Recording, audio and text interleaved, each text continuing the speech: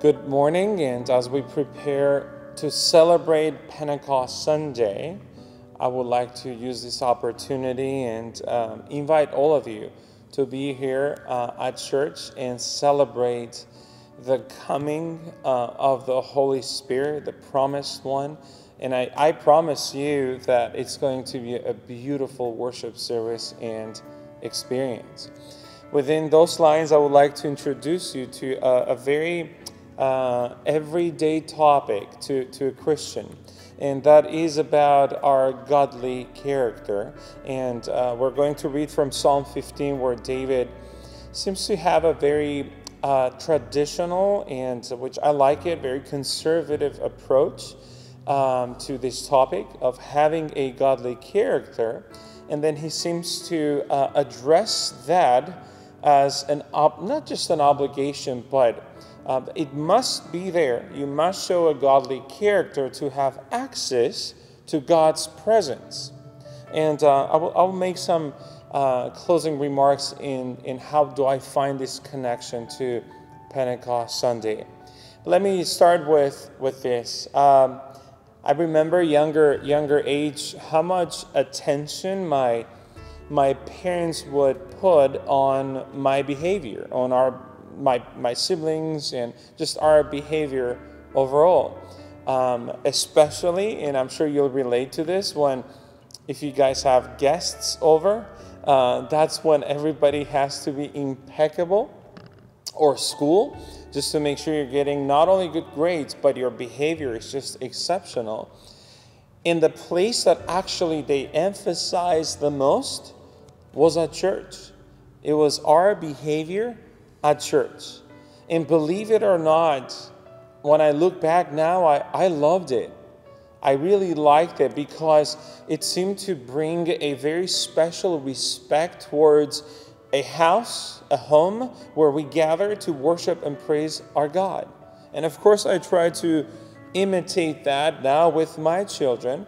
But I tell you, I enjoy it so much when I see a parent maybe correcting or encouraging their child here at church in regards to their behavior. I just love it.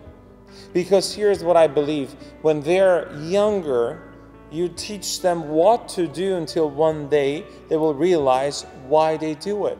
Why they should continue to do it when there is no other voice enforcing them a certain behavior. Now in this David psalm, it's very, very much spiritual, his approach, and I like the title. It is titled, "The Character of Those Who May Dwell with the Lord." Who may dwell with the Lord. That seems to introduce a condition that there must be a specific, certain character for you to dwell with the Lord. Let me read it for you. Psalm 15. "Lord, who may abide in your tabernacle? Who may dwell in your holy hill?" This is verse 1. Verse 2, he gives the to-do list. 1, he who walks uprightly. Number 2, he who works righteously. So, walks uprightly. 2nd, works righteously. 3rd, who speaks the truth in his heart.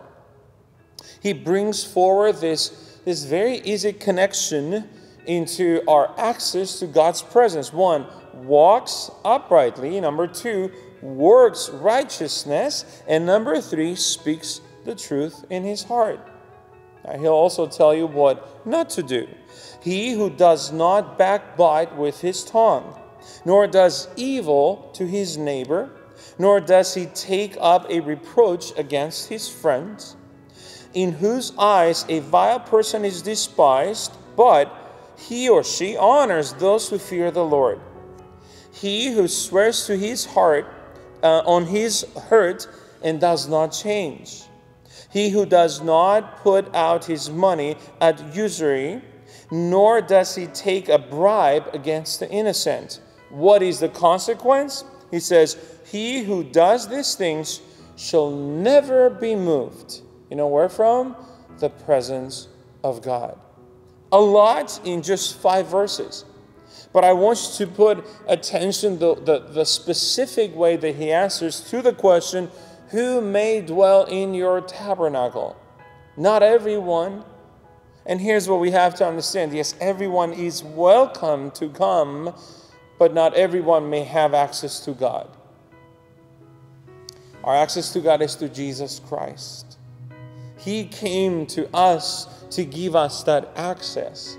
But within that access, there is a change that must happen in us, which shows forward our godly character. And that's what I want to remind you about.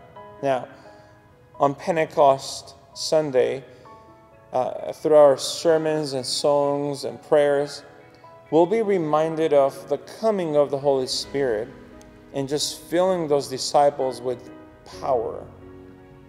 Well, the thing is, not everybody was in that room. So who could be in that room?